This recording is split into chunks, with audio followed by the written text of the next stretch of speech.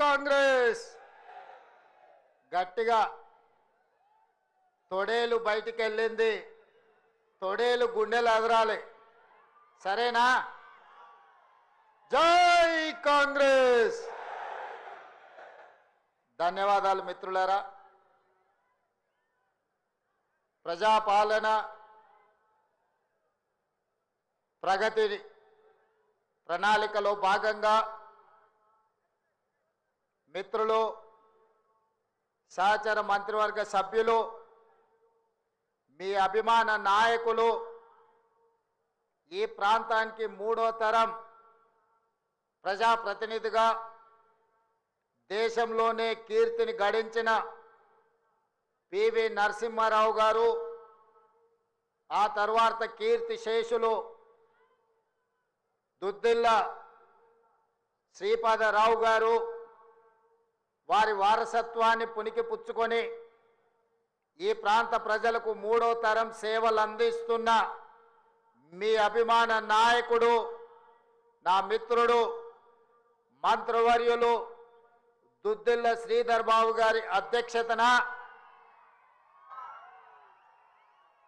రైతు భరోసా రెండవ విడుదల కార్యక్రమాన్ని కరీంనగర్ జిల్లా ఇన్ఛార్జి మంత్రివర్యులు, వ్యవసాయ శాఖ మంత్రివర్యులు పెద్దలు తుమ్మల నాగేశ్వరరావు గారి నేతృత్వంలో ఈరోజు మంతని శాసనసభ నియోజకవర్గంలో 40 లక్షల పైగా రైతులకు ఈ నిధుల విడుదల చేసే కార్యక్రమాన్ని ఏర్పాటు చేసి, ఈ కార్యక్రమంలో నాతో పాటు పెద్దలు సాగునీటి పారుదల శాఖ మంత్రివర్యులు ఉత్తమ్ కుమార్ రెడ్డి గారిని, అదేవిధంగా రెవెన్యూ హౌసింగ్ శాఖ మంత్రివర్యులు మిత్రులు పొంగులేటి శ్రీనివాసరెడ్డి గారిని, అదేవిధంగా కరీంనగర్ ఉమ్మడి జిల్లా మంత్రివర్యులు మిత్రులు పొన్నం ప్రభాకర్ గారిని, అడ్లూరు లక్ష్మణ్ గారిని, సోదరి మణి ములుగు సీతక్క గారిని,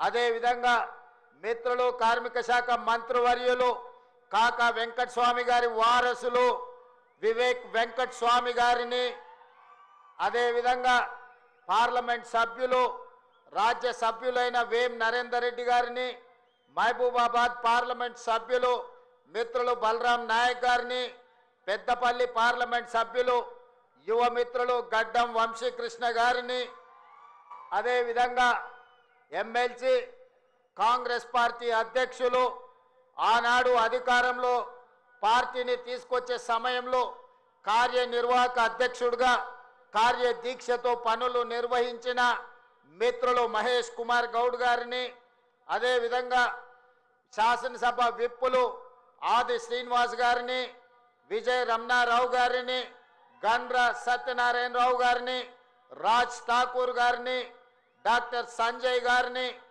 నాయని రాజేందర్ రెడ్డి గారిని, నాగరాజు గారిని, కవ్వంపల్లి సత్యనారాయణ గారిని, మందుల సామెల్ గారిని, మాధవరెడ్డి గారిని, మిత్రులు ప్రేమ్ సాగర్ రావు గారిని, మేడుపల్లి సత్యం గారిని, ఇంకా ఇతర శాసన మండలి సభ్యులను, శాసన సభ్యులను, వివిధ కార్పొరేషన్ల చైర్పర్సన్లను, అదే మీద ఈ ప్రాంతానికి సంబంధించి రాష్ట్రంలో ఉన్న ప్రముఖ కాంగ్రెస్ పార్టీ నాయకులను, ప్రభుత్వ అధికారులను ఈ కార్యక్రమానికి ఆహ్వానించి ఇంత పెద్ద ఎత్తున ఎంతో ఆలస్యమైన ముక్కవోని కార్యదీక్షతతో, ముఖ్యంగా మా ఆడబిడ్డలు మా అక్కలు పాల పిట్టల్లాగా దసరా పండుగ నాడు పాల పిట్టల్ని చూసినంత ఆనందంగా ఉంది.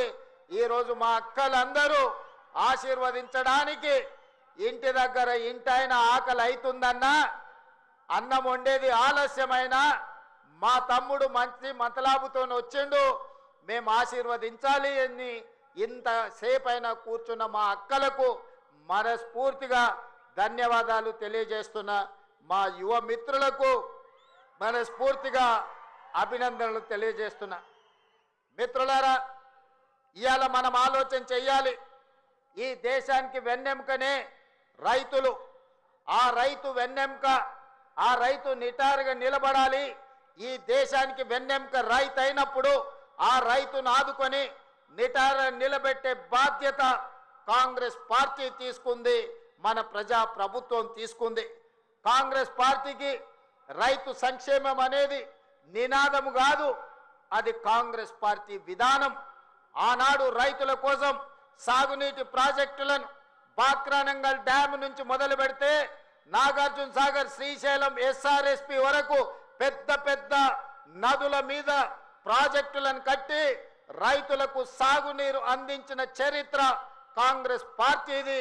చరిత్ర పుటలలో ఒక్కసారి చూడాల్సిందిగా నేను కోరుకుంటున్నా. మిత్రులారా, ఆనాడు రైతులు పండించిన పంటకు గిట్టుబాటు ధర లేక దళారుల చేతుల్లో దోపిడీకి గురవుతుంటే రైతు పండించిన పంటకు కనీస మద్దతు ధర ఇవ్వాలి, ఆ రైతులను ఆదుకోవాలి, రైతుల ఆత్మ గౌరవం నిలబెట్టాలని ఈ దేశంలోనే మొదటిసారి రైతులకు గిట్టుబాటు ధర ఇచ్చే చట్టాన్ని తీసుకొచ్చింది ఈనాడు దేశంలో కాంగ్రెస్ పార్టీ. అదేవిధంగా మిత్రులారా, రైతులు పండించిన పంటను కొనడమే కాదు, పండించిన పంటకు 500 రూపాయల బోనస్ ఇచ్చి ఈరోజు దేశంలోనే అత్యధికంగా వరి ఉత్పత్తి చేస్తున్న రాష్ట్రంగా ఈ దేశంలోనే రానిచ్చింది ఏదైనా రాష్ట్రం ఉందంటే తెలంగాణ రాష్ట్రం ఉందని నేను చెప్పదలుచుకున్న మిత్రులారా. ఆనాడు కరెంటు లేక, కరెంటు ఉన్న రైతుల మీద కేసులు కట్టి కరెంటు బిల్లుల కోసం పేలిపోతున్న ట్రాన్స్ఫార్మర్లు, కాలిపోతున్న మోటార్లు కష్టాలలో ఉంటే డాక్టర్ వైఎస్ రాజశేఖర రెడ్డి చేవెళ్ల నుంచి ఇచ్చాపురం వరకు పాదయాత్ర చేసి ఈ రైతాంగ కష్టాన్ని కన్నీళ్లను తూర్చడానికి దేశంలోనే మొదటిసారి ఉచిత కరెంట్ అనే గొప్ప పథకాన్ని తీసుకొస్తే ఈ రోజు భారతదేశంలో ఉన్న 100 కోట్ల రైతులకు వివిధ రాష్ట్రాలలో ఉచిత కరెంట్ వస్తుందంటే ఆనాడు చేవెళ్లలో కాంగ్రెస్ పార్టీ తీసుకున్న నిర్ణయం వల్ల ఈ రోజు 100 కోట్ల రైతులకు ఉచిత కరెంట్ అందుతుంది. ఆ పథకాన్ని తీసుకొచ్చింది కాంగ్రెస్ పార్టీ కాదా? ఒక్కసారి ఆలోచన చేయండి మిత్రులారా.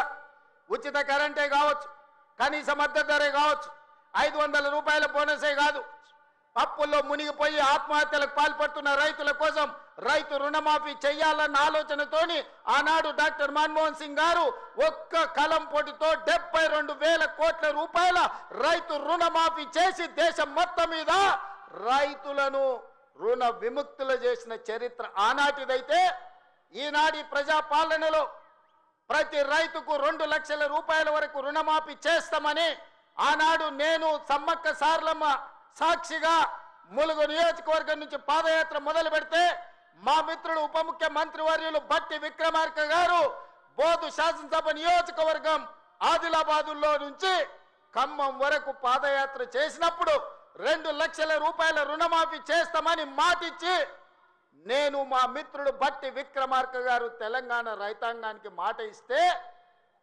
సంవత్సరం తిరిగే లోపలనే 25,35,000 మంది రైతులకు 21,000 కోట్ల రూపాయల రైతు రుణమాఫీ చేసి రైతులను రుణ విముక్తులను చేసిన చరిత్ర ప్రజాపాలన కాంగ్రెస్ పార్టీది. ఈ రోజు దేశానికే మనం ఆదర్శంగా నిలబడ్డాం మిత్రులారా. ఇయాల ఆనాడు చెప్పిన మాటలు కాదు, చెప్పినవే అదే విధంగా ఈనాడు రైతు భరోసా పథకం 9 రోజుల్లో 9,000 కోట్ల రూపాయలు పోయినసారి రైతు ఖాతాలో వేసి తుమ్మల నాగేశ్వరరావు గారి అధ్యక్షతన రైతులకు రైతు భరోసా వేసినాం. ఈనాడు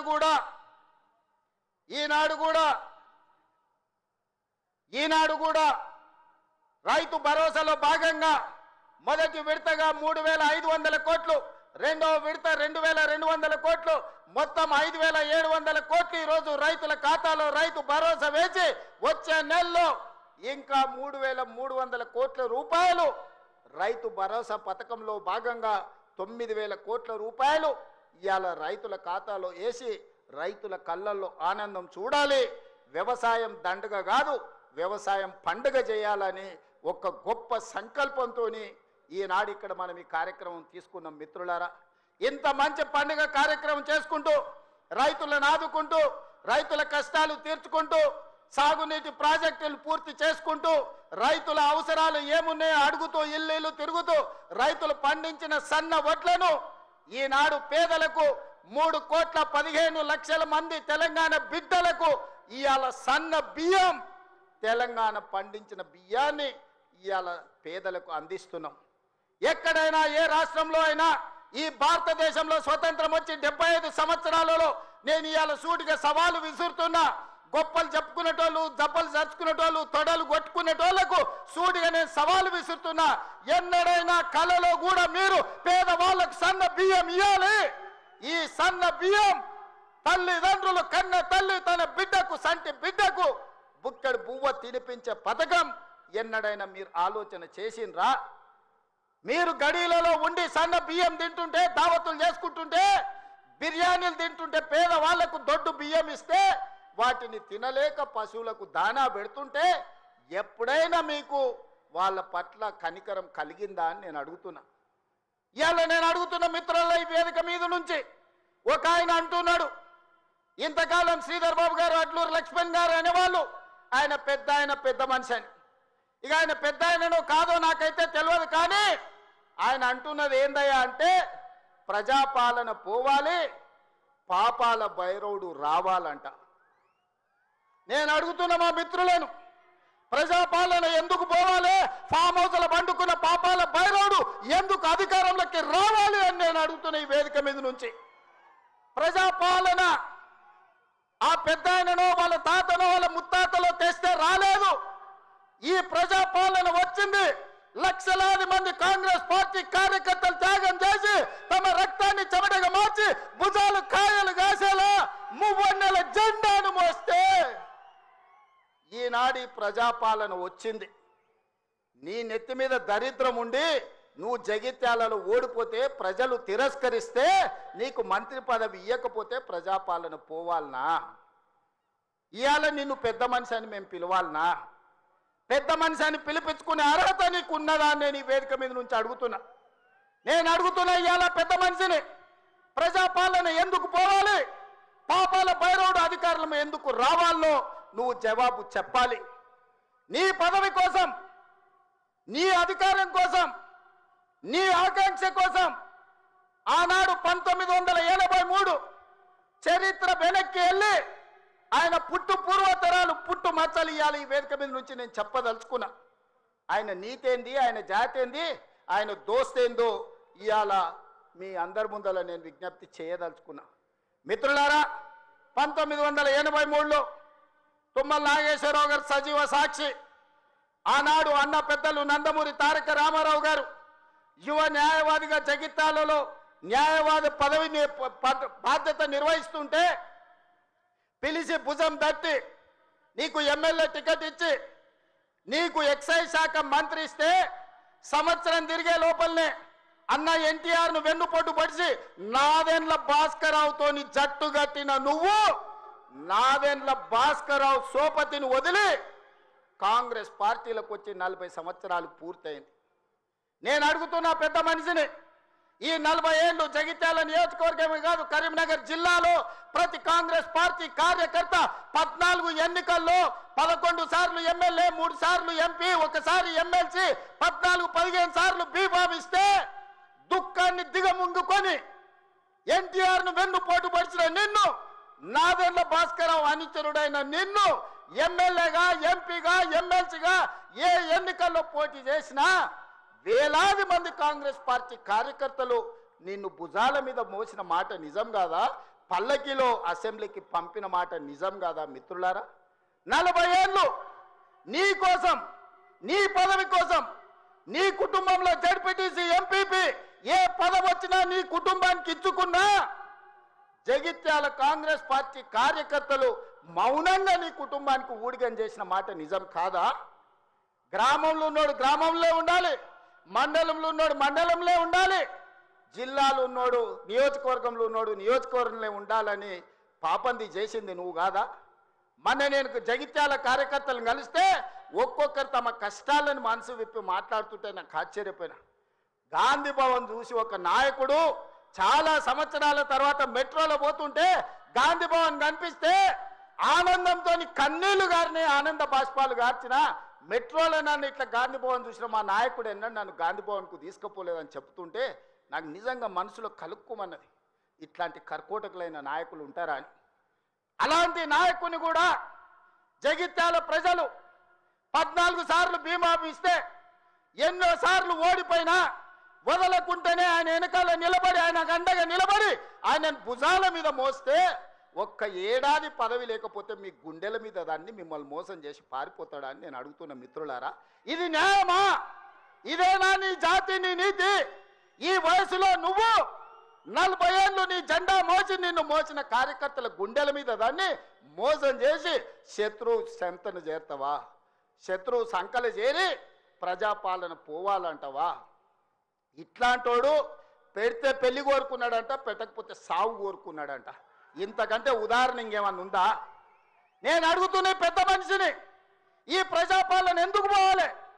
10,000 కోట్ల రూపాయల ఆడబిడ్డలకు మహాలక్ష్మి పథకం ద్వారా ఆర్టీసీలో ఉచితంగా అమ్మవారిని దర్శించుకోవాలన్నా, అమ్మగారి ఇంటికి పోవాలన్నా, మా అక్కలందరినీ ఆర్టీసీలో ఉచితంగా ప్రయాణం ఇచ్చినందుకు ప్రజాపాలన పోవాలనా? తెలంగాణ ఉద్యమంలో సమిధలైన శ్రీకాంతాచారి, వేణుగోపాల్ రెడ్డి, ఈశాన్ రెడ్డి, కానిస్టేబుల్ కిష్టయ్య ఆదర్శంగా మొదటి సంవత్సరంలోనే 70,000 ప్రభుత్వ ఉద్యోగాలు ఇచ్చి గ్రూప్ 1, గ్రూప్ 2, గ్రూప్ 3, గ్రూప్ 4 డాక్టర్లను, ఇంజనీర్లను 70,000 ప్రభుత్వ ఉద్యోగాలు ఇచ్చినందుకు ఈ ప్రజాపాలన పోవాలనా?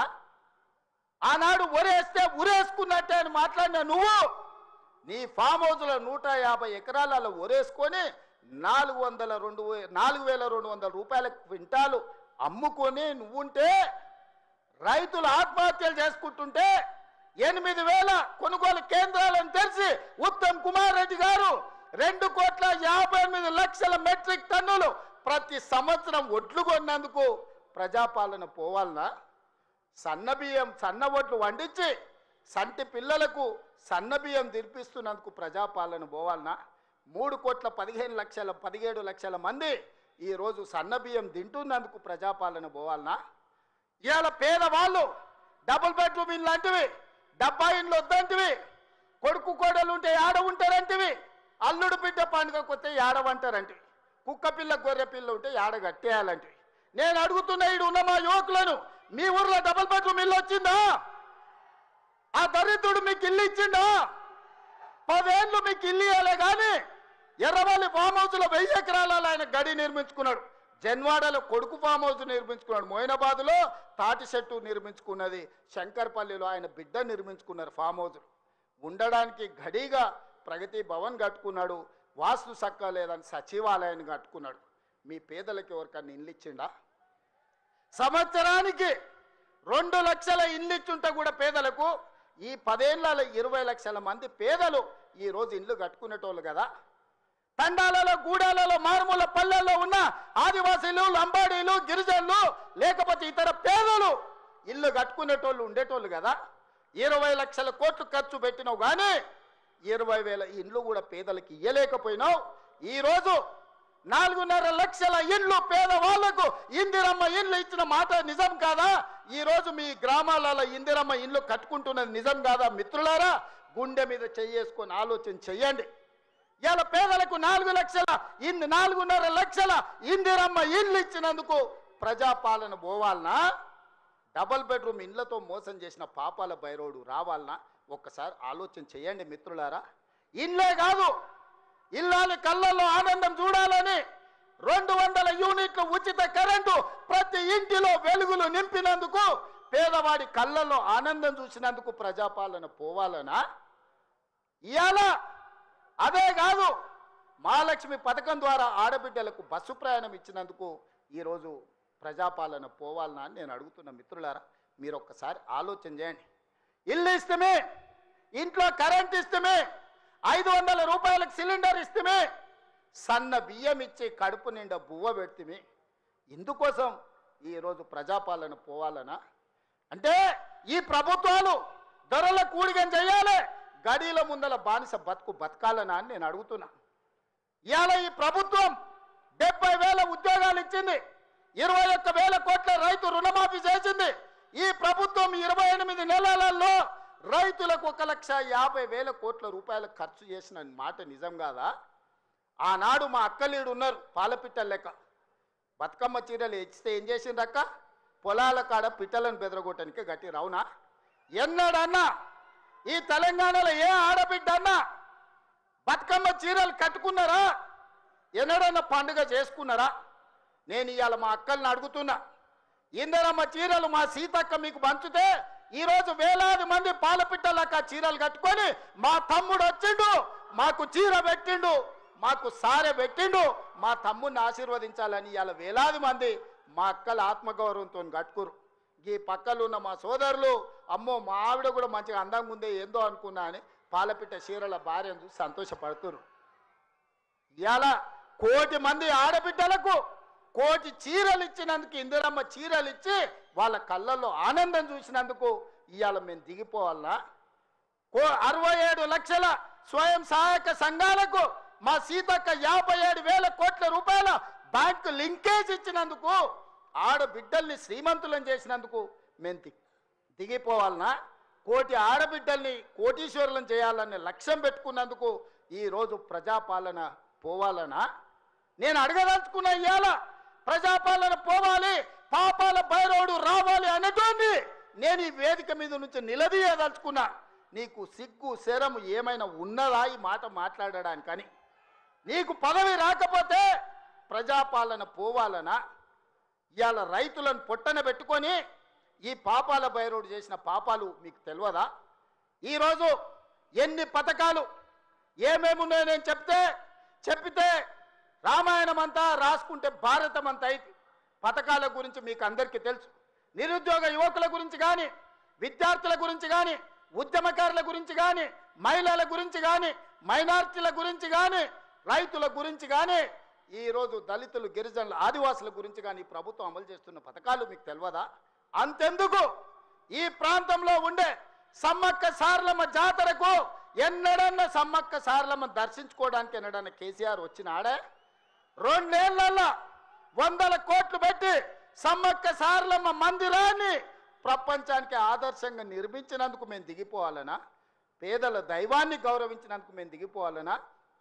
వేములవాడ రాజన్నకు నా లగ్గం ఈయనే అయింది, నా లగ్గం అయినందుకన్నా 100 కోట్లు ఇస్తా అన్నాడు. ఒక్క బుడ్డ రూపాయి కూడా ఇవ్వకపోతే మా ఆది శ్రీనివాస్ వస్తే 127 కోట్లు ఇచ్చి ఈరోజు వేములవాడ రాజన్న మందిరాన్ని నిర్మిస్తున్నాం. అందుకోసం ప్రజాపాలన పోవాలనా? బాసర సరస్వతి విజ్ఞాన జ్యోతి, బాసర సరస్వతిని 100 కోట్ల రూపాయలతో బాగు చేస్తున్నందుకు ప్రజాపాలన దిగిపోవాలనా? ఇవాళ చిన్న కాళేశ్వరంలో కాళేశ్వరం ముక్తేశ్వర మందిరాన్ని ప్రారంభించుకుంటున్నందుకు ఈ ప్రభుత్వం దిగిపోవాలనా? సరస్వతి పుష్కరాలను నిర్వహించుకున్నందుకు పోవాలనా? భద్రాచలంలో రాములవారి గుడిని నిర్మించుకుంటున్నందుకు ఈరోజు ప్రజాపాలన దిగిపోవాలనా? బాసర నుంచి భద్రాచలం వరకు గోదావరి పుష్కరాలను గొప్పగా నిర్మించుకోవాలి, గొప్పగా జరుపుకోవాలి, దేశంలో ఉండే భక్తులందరూ రావాలని ఏర్పాట్లు చేసుకున్నందుకు ఈరోజు ప్రజాపాలన పోవాలనా? దేనికి పోవాలని నేను అడుగుతున్నా. ఏమొచ్చింది, ఏమయ్యింది? మేడిపల్లి సత్యం, కవంపల్లి సత్యనారాయణ, ఆది శ్రీనివాస్, రాజ్ ఠాకూర్, అదేవిధంగా విజయరమణారావు, అడ్లూరి లక్ష్మణ్, పొన్నం ప్రభాకర్, శ్రీధర్ అయితే ఎన్నోసార్లు గెలిచిండ్రు.